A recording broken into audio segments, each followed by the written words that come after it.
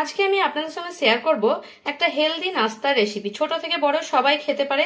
এটা একটা হেলদি নাস্তা, আর এটা হচ্ছে ডালিয়ার উপমা।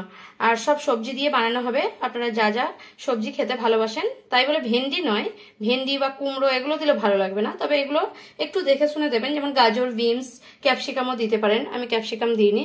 এইরকম করেই বানিয়ে নেওয়া যায়, খুব সহজে, খুব তাড়াতাড়ি হয়ে যায়। বাচ্চাদের জন্য তো খুবই ভালো, এটা স্বাস্থ্যকর। চলুন তাহলে দেরি না করে দেখে নেওয়া যাক আমার আজকের ভিডিওটি।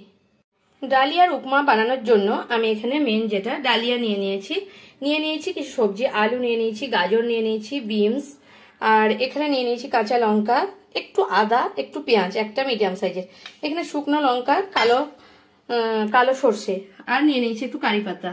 এই দিয়েই আমি আজকে বানিয়ে দেখাবো, আর সম্পূর্ণ সাদা তেলেই বানিয়ে দেখাবো। চলুন তাহলে দেরি না করে দেখে নিই ভিডিওটি। এখানে একটা ননস্টিকের কড়া বসিয়ে নিয়েছি গরম করার জন্য গ্যাসে। আর প্রথমে আমি ডালিয়াটা একটু শুকনো কড়াতে ভেজে নেব।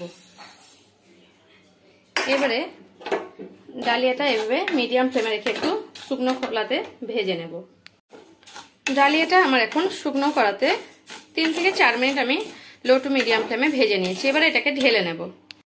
এবার এই ডালিয়াটাকে আমি ভালোভাবে জলে ধুয়ে নেব।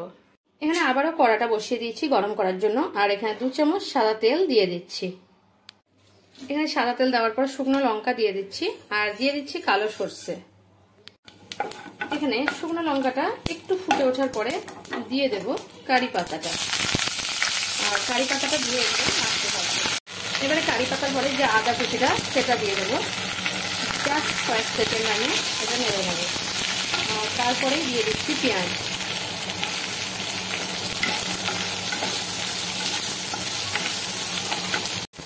এবারে পেঁয়াজটা 1-2 মিনিট ভাজার পরে যে সবজিগুলো, আলু, গাজর, বিনস, সেগুলো আমি দিয়ে দিচ্ছি। লঙ্কা সবকিছু আমি একসঙ্গে দিয়ে দিচ্ছি। দিয়ে দেওয়ার পরে মিডিয়াম ফ্লেমে রেখে এগুলোকে আমি একটু ভাজতে থাকবো।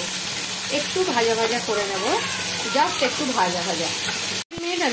এবারে 2-3 মিনিট আমি একটু এটাকে ফ্রাই করে নিলাম। এবারে আমি গ্যাসের ফ্লেমটা অফ করে দিচ্ছি। এখানে একটা প্রেসার কুকার নিয়ে নিয়েছি, আর ডালিয়াটাকে আমি ধুয়ে নিয়েছি পরিষ্কারভাবে। এভাবে আমি ডালিয়াটা পুরো নিয়ে নিচ্ছি। এবারে ডালিয়াটা দিয়ে দিয়েছি। এবারে সবজিগুলো এর মধ্যে দিয়ে দেব। এবারে সবজিগুলো ডালিয়ার মধ্যে দিয়ে দিয়েছি। এবারে আমি এখানে 1 গ্লাস মতো জল দিয়ে দিচ্ছি। তারপর এখানে 1/2 চামচের উপরে একটু লবণ দিয়ে দিচ্ছি, আর 1 চামচ মতো চিনি দিয়ে দিচ্ছি। এবারে আমি ভালোভাবে মিশিয়ে নিচ্ছি। প্রেসার কুকারের ঢাকনা লাগিয়ে আমি 2টো মিডিয়াম ফ্লেমে দিয়ে 2টো সিটি মেরে নেবো, তারপর আপনাদের খুলে দেখাবো। এখানে প্রেসার কুকারটা বসিয়ে দিলাম। এখন মিডিয়াম ফ্লেমে রেখে, ঠিক মিডিয়াম ফ্লেমে রেখে দিচ্ছি এখন, আর মিডিয়াম ফ্লেমে রেখে 2টো সিটি মেরে নেবো। তারপর আমি ফিরছি আপনাদের কাছে। আমি এখন পুরোপুরি 2টো সিটি পড়ার পরে ঠান্ডা হলে আমি খুলে দেখাচ্ছি। দেখুন ডালিয়াটা আমার কতটা সুন্দর হয়েছে। দেখুন একদম ঝরঝরে। এটা আর একটু ঠান্ডা হলে পুরোপুরি ঝরঝরে হয়ে যাবে। আর এটা আমি এখন একটা প্লেটে নিয়ে নেবো। প্রচন্ড গরম, তাই ভাপে এটা আপনাদের দেখাতে পারছি না।